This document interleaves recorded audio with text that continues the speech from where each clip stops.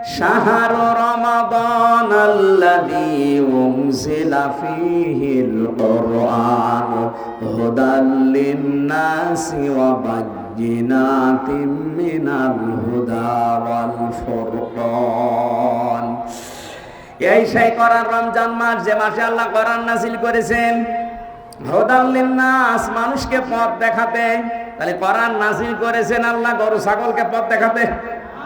কাকে বলেন বলেন?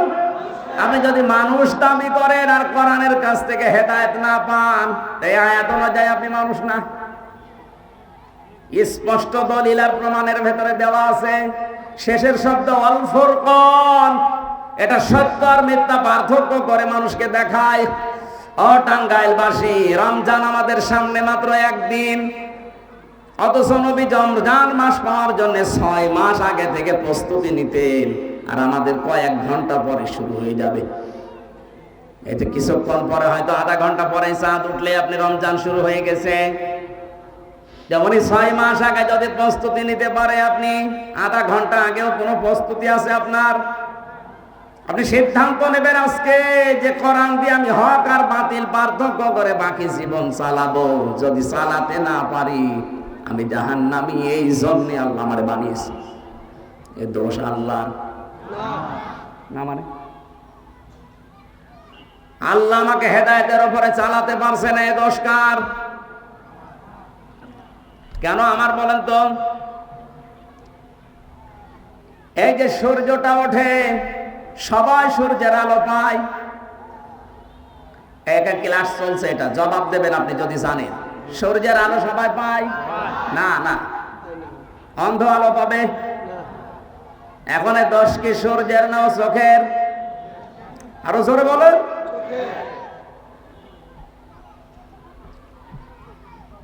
এই পৃথিবীতে একটা খাবার আছে যেটাকে বলা হয় আদর্শ খাবার। আমরা বাংলাদেশে দুধ বা মিল্ক বলে জানি। Milk is an ideal food, অথচ এটা তো খাবার না, এটা তরল। এটা আইডিয়াল ড্রিঙ্ক হওয়ার কথা ছিল। বিজ্ঞান 12,500 খাবারের উপরে গবেষণা চালিয়েছে। কোন খাবার এই দুনিয়াতে নেই যে খাবার খেলে আপনার পিপাসা মিটে যাবে, নেই। খাবার খেলে ক্ষুধা মিটবে, পিপাসা মেটার জন্য পানি খাওয়া লাগবে। এক কথা বুঝতেছেন? পৃথিবীতে কেউ যদি পানি পান করে পিপাসা মিটবে, কিন্তু ক্ষুধা মিটবে না। একটাই মাত্র খাবার আল্লাহ বানিয়েছে যেটা খেলে ক্ষুধাও মিটে যায়, পিপাসাও মিটে যায়, তার নাম দুধ। এই জন্য বিজ্ঞানের নাম আইডিয়াল ড্রিঙ্ক দেয়নি, আইডিয়াল ফুড। আপনি যদি পরীক্ষার খাতায় milk is an ideal drink লেখেন, 0 পাবেন। অথচ ওটা তো ড্রিঙ্কই, তরল আছে, ওটা তো পানি জাতীয় খাবারই। যতক্ষণ মাখন না হবে, ঘি না হবে, জমাট না বাঁধবে, দই না হবে, ততক্ষণ তো ফুড বলা ঠিক না। বিজ্ঞানী কথা বলে ভুল করেনি, কারণ গবেষণায় ধরা পড়েছে এর ভেতরে খাবারও আছে, পিপাসার চাহিদাও মিটবে। বলেন সুবহানাল্লাহ। এখন আমার প্রশ্ন, দুধ কি সবার জন্য ভালো? আমার শাশুড়কে কেউ যদি দুধ দেয়, সুবহানাল্লাহ না নাউজুবিল্লাহ? সারা দিন বসে থাকা লাগবে টয়লেটে। কথা বলে টাকা শেষে আবার মালিশ খাতা নিয়ে এসে টয়লেটে ঘুমানো লাগতে পারে। এখন এর দোষ কি দুধের না ওর পেটের? কোরআন আল্লাহ নাযিল করেছেন হেদায়েত দেওয়ার জন্য।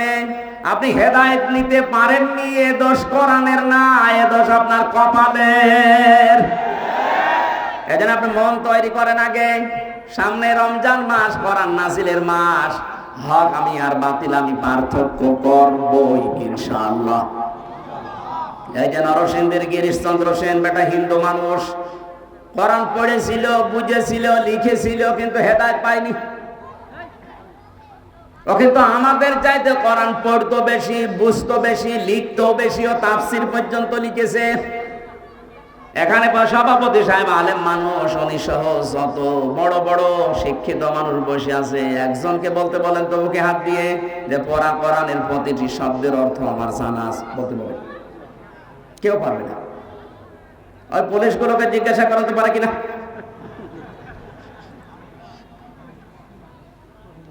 আমি প্রধান বক্তা, আমারও সম্ভব না। হ্যাঁ, আমি পড়েছি সব, কিন্তু আমার এখন আবার দেখা লাগবে, সব আমার মনে নেই। আপনি একটু ভাবেন তো, বেটা হিন্দু মানুষ গিরিশচন্দ্র সেন পুরা কোরআন শরীফের প্রতিটি শব্দের একটা করে অর্থ না, একাধিক অর্থ ওর জানা ছিল। তো তাফসীর লিখলো কি করে? আর যেখানে যেই শব্দটা অ্যাপ্রোপ্রিয়েট হবে, যেখানে যেটা খাটবে, ওই জায়গায় ওইটা সে সেট করেছে। কোরআনের উপর তার দখল আমাদের চাইতে কত বেশি। তাহলে এ দখল অর্জন করতে হলে পড়া লাগেনি? এক কথা বলেন। কোরআনও পড়লো বেশি আমাদের চাইতে, বুঝলো বেশি, লিখলো বেশি, তো হেদায়েত পায়নি কোরআন থেকে, কারণ ওর মন ছিল না। এ দোষ এখন কোরআনের না ওর কপালের। আপনি যদি মন তৈরি না করেন, জোর করে কোরআন আপনাকে হেদায়েত দিয়ে জান্নাতে নিয়ে যাবে, আল্লাহর অত দায় পড়ে যায়নি। আপনি জান্নাতে না গেলে, জাহান্নামী হয়ে গেলে আল্লাহর ক্ষমতা একটু কমে যাবে? বলেন বলেন। আল্লাহ বড় আশা করে আমাদেরকে এই মাসটা দিলেন, রমজান মাস। নবীজি বলেন, রমজান পাওয়ার পরে কোন মানুষ জীবনের অপরাধ গুলো যদি মাফ করিয়ে জান্নাতি হতে না পারে, ওই লোকটা কপাল পোড়া। জোরে বলেন নাউজুবিল্লাহ। দুনিয়ার জীবন নিয়ে আমাদের কার কি ধারণা আমরা জানি না। কোরআনে কারিমে আল্লাহ ধারণা দিয়েছেন, অমাল হায়াতুদ দুনিয়া ইল্লা মাতাউল গুরুর। হে পৃথিবীর মানুষেরা, দুনিয়ার জীবন কিন্তু ধোঁকা, খেল তামাশা। একটু ভাবেন তো নিজের দিকে তাকিয়ে। সেই ছোটবেলা থেকে আমার এই 33 বছর বয়স, আমার তো পেছনের জীবনে এখন তাকালে মনে হয় কয়দিন আগে প্যান্ট পরে ঘুরছিলাম, হাফ প্যান্ট পরে। 33 বছর হয়ে গেল, আর 33 বছর পরে দেখা যাচ্ছে পৃথিবীর অনেক কিছুই পাল্টিয়ে গেছে। এই কথা বলে দেখা। আর বাকি 33 বছর পরে দুনিয়ায় আমার নাম আর কেউ নেবে না। 33 পরে যদি দুনিয়ায় আমার কেউ না আমার না নেয়, 200 বছর পার হলে হামজা নামে একটা লোক দুনিয়ায় ছিল, কে বলবে বলেন? এই তো দুনিয়া হয়ে গেল শেষ। আমার মাঝে মাঝে মনে হয় আমার 3-4 পুরুষ আগে, যারা মনে করেন 150 বছর আগে মারা গেছে, আমার দাদার দাদা, সে লোকটার দাপট ছিল সর্দার বংশে, কুষ্টিয়ার। সে যদি এখন এসে হঠাৎ করে আমার গোষ্ঠীর ভেতরে প্রবেশ করে বলে, আমি কিন্তু 4 পুরুষ আগের মানুষ, এই জমি জায়গায় বাড়ি ঘর আমার মনে হয় গোষ্ঠীর লোক তার পিটিয়ে মেরে ফেলবে।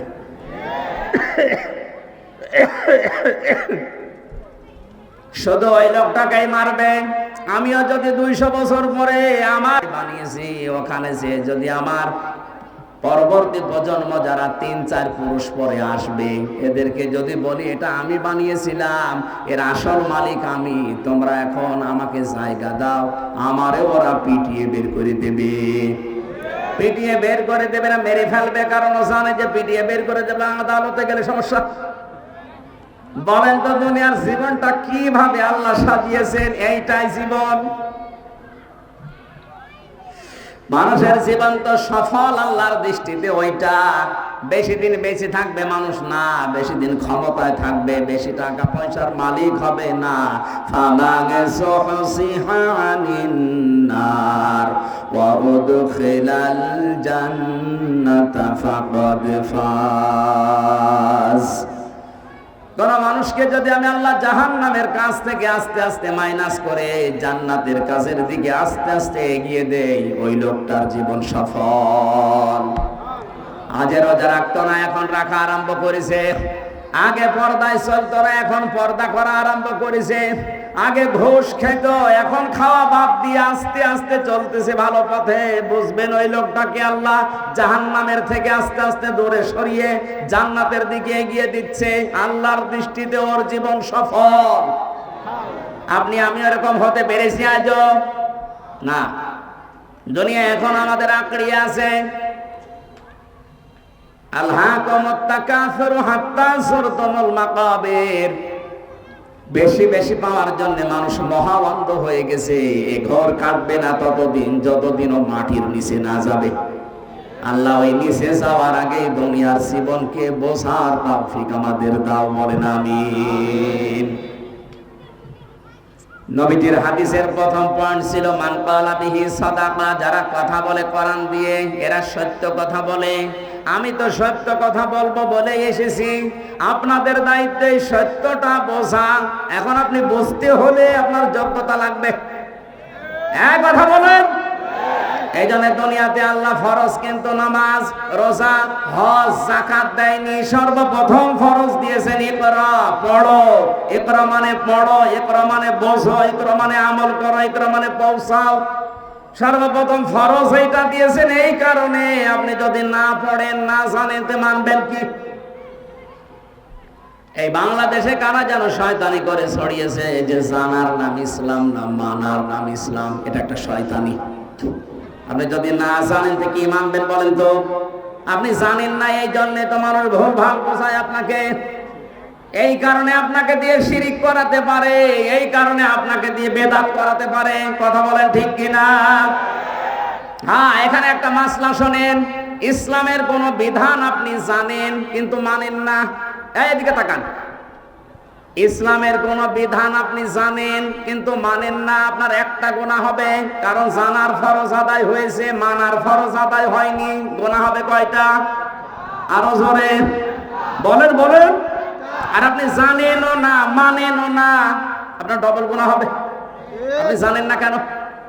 আপনি জানেন না, এটা আপনার অপরাধ। আর অপরাধ করলে কি হয়? শাস্তি। এই কথা বলেন। বলে আমি জানি না তাই মানি না, আর জানলে মানা লাগবে এই জন্য আমি জানিও না। ওরে শয়তান, জানো না এটা তোমার অপরাধ। দুনিয়ায় কেউ মায়ের পেটে জেনে আসে নাই, দুনিয়ায় আসার পরে জেনেছে। কথা বলেন ঠিক কিনা? এই লোকটা যদি জানতে পারে তো তোমার কি হয়েছে? তোমাকে জানা লাগবে। এই জন্য সর্বপ্রথম আল্লাহ বলেছেন ইকরা, পড়ো। কি করো? আরো জোরে, আরো জোরে। এখানে একটা মাসলা আছে, আলেম আছে যেহেতু আমি এই জন্য বলছি। জিবরাইল যখন এই শব্দ নিয়ে নবীজির কাছে এসেছিলেন, হে নবী আপনি বলেন ইকরা, 3 বার বলার পরও নবীজি পড়েন নাই, তাহলে আল্লাহর নবী পড়াশোনার বিরুদ্ধে ছিলেন না? মানে 3 বার তিনি বললেন মা নবী কারি, আমি পড়তে পারি না, পড়বো না, পড়তে জানি না। জিবরাইল 4th বার যখন বুকে চাপ দিয়ে বলেছেন ইকরা বিসমি রাব্বিকাল্লাযী খালাক, হে নবী পড়েন আপনার রবের নামে যিনি আপনাকে বানিয়েছে। বিশ্ব নবী এবার জিবরাইলের সাথে মিলে 5টা আয়াত পর পর পড়েছিলেন। সুবহানাল্লাহ। এই হাদিসকে আমি বানালাম। এই বলেন বলেন, কি বুঝলেন হাদিস থেকে?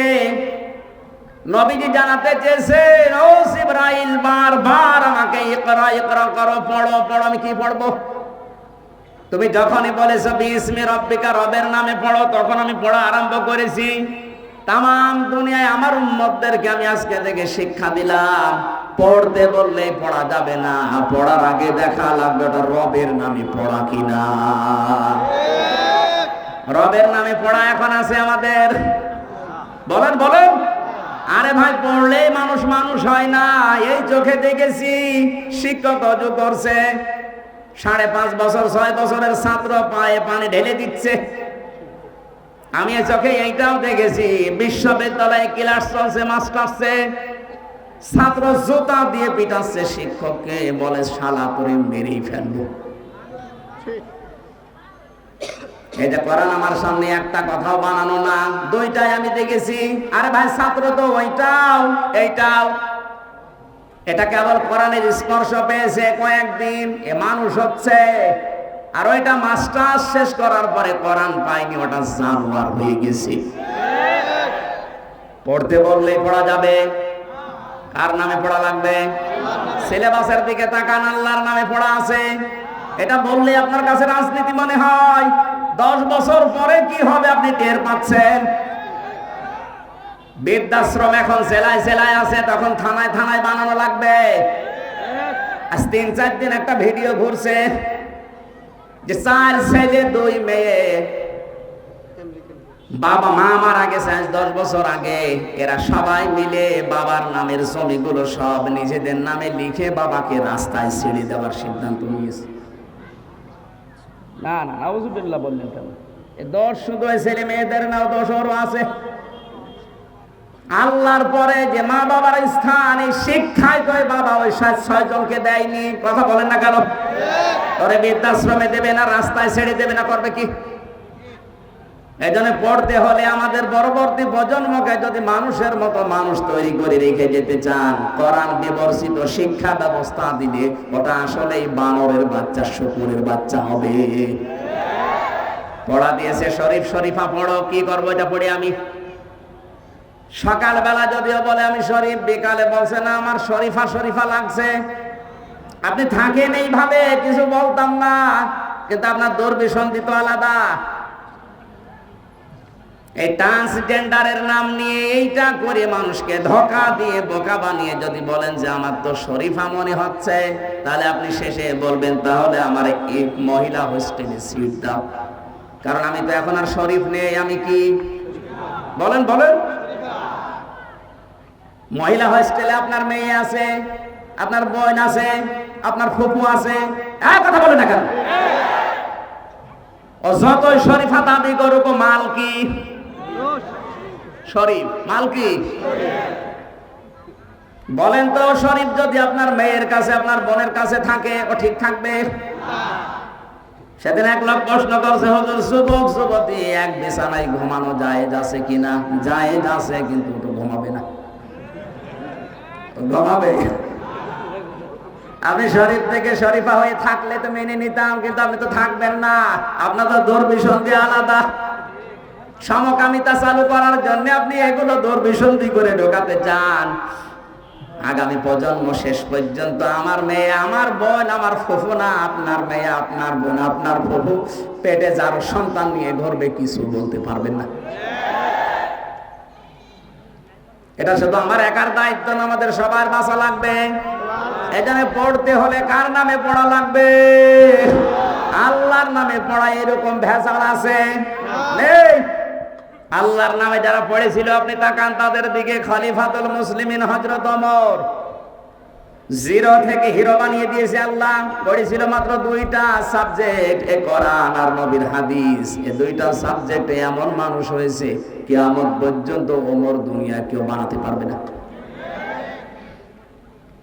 তারা তো মানুষই ছিল। এই জন্য আমাদের উচিত কথা বললে, যারা কোরআন দিয়ে কথা বলে, কথাগুলো বোঝার মতো যোগ্যতা আমাদের অর্জন করা দরকার। তাহলে ভুল ভাল কথা বলে এই নাগরপুর থেকে কেউ আর যেতে পারবে না।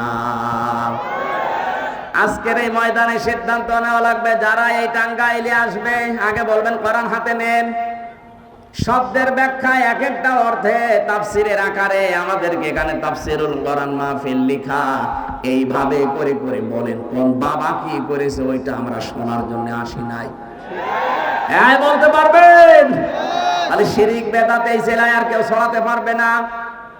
আমান আমিলা বিহি উজিরা, যারা কোরআন দিয়ে আমল করে এদের পুরস্কার আল্লাহ নিজে দেয়।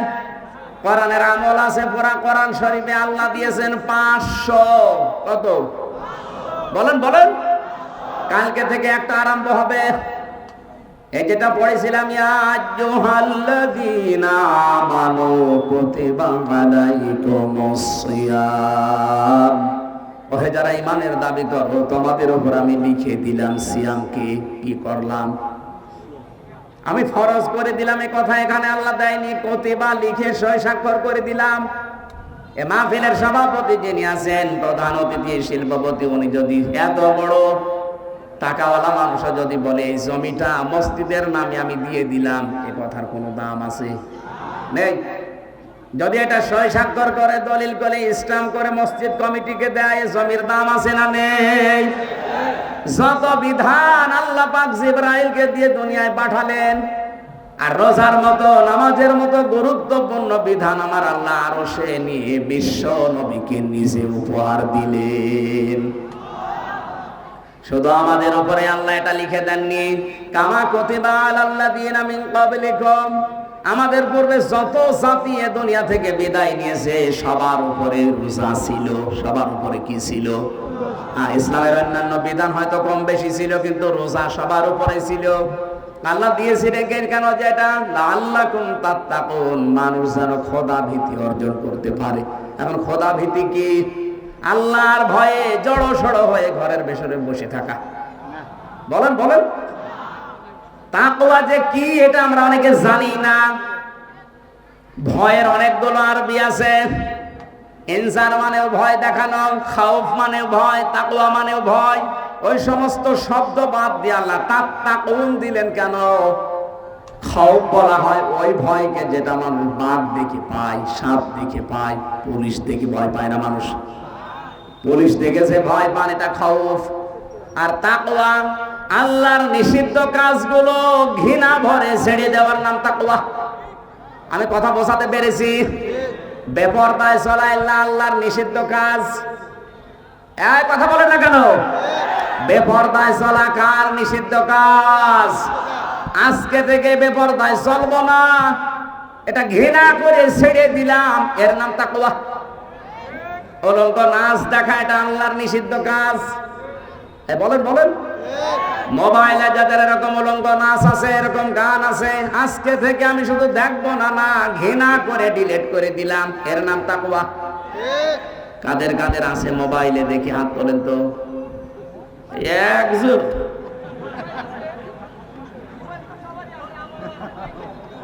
না না, আমি তো এটা বোঝাতে চাই। আমি বলতে চেয়েছি যাদের মোবাইল এরকম ওলট পালট জিনিস আছে, এই মুহূর্তে ডিলিট করবেন। খালি ওয়াজ শুনতে আসে না, এক্ষণে ডিলিট করেন। আর এই রমজানে সিদ্ধান্ত নেবেন, জীবনে যতদিন বেঁচে আছি শয়তান যতই ধোঁকা দিক, যৌবনের তাড়নায় পড়ে হলেও আমি এই হারাম কাজে আর যাব না। যদি ঘৃণা করে আপনি আজকে ছেড়ে দিতে পারেন, একটা অনির্বচন শোক আপনি পাবেন। ছাড়বেন কারা কারা হাত তোলেন তো। হাত তোলার দরকার নেই, আপনাদের এই চরিত্র কিরকম অবলা হয়ে গেছে। দাঁড়িয়ালা মানুষ 80-90 বছর বয়সেও যদি হাত তোলে যে আমি ডিলিট করে দেবো মোবাইল দেখি। দাদা দেখি মোবাইল দেখি। পরে মনে নায়িকা নাকি মাহিয়া মাহি কি আছে দেখি, দেখে নিয়ে আসেন, আসেন এদিকে আসেন। আপনার মোবাইল দেখে তারপর বাস শুরু করছে। মোবাইলে আপনার হাত তোলা দরকার কি? মোবাইল যাদের আছে তারা হাত তোলেন।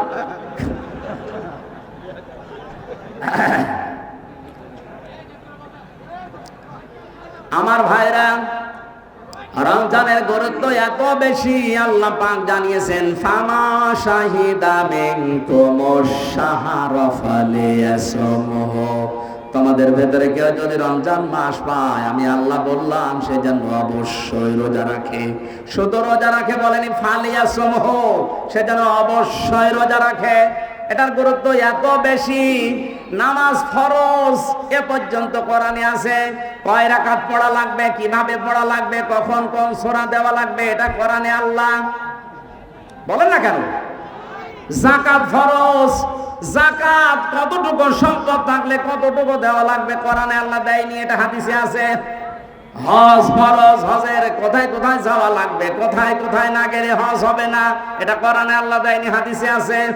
কিন্তু কোরআনে কারিমে রোজার ব্যাপারে বলতে গিয়ে মহান আল্লাহ একটা পুরার রুকুর ভেতরে দিয়েছেন, এখান থেকে শুরু, এই করলে রোজা হয়, এই করলে রোজা ভেঙে যায়। বলেন সুবহানাল্লাহ।